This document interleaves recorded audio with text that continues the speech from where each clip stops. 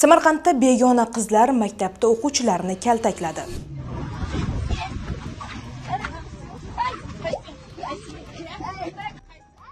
Holat 29-aprel kuni Pastarg'om tumanidagi 83-maktabda bo'lgani, maktab direktori o'quvchilarni ularni so'rab kelgan zo'ravonlarga topib bergani, dars vaqti bo'lishiga qaramasdan qizlarni maktab tashqarisiga chiqarib bergani haqida ijtimoiy tarmoqlarda xabarlar tarqaldi. Holat bo'yicha Samarqand viloyati Ichki ishlar boshqarmasi rasmiy munosabat bildirdi. Unga ko'ra, 2025-yil 29-aprel kuni Pastarg'om tumani Qo'shquduq mahallasi hududidan o'tuvchi avtomobil yo'lida hamda tumanning 83-sonli umumta'lim maktabi hududida Samarqand shahrida yashovchi 2007-yilda tug'ilgan fuqaro jamiyatda yurish-turish qoidalarini qasddan mensimasdan shu maktabning 11-sinf o'quvchilarini urib tan jarohati yetkazgan. Mazkur holat bo'yicha Pastarg'om tumani Ichki ishlar boshqarmasi huzuridagi tergov bo'limi tomonidan 2007-yilda tug'ilgan fuqaroga nisbatan O'zbekiston Respublikasi Jinoyat kodeksining 277-moddasi bezorilik 3-qismi bilan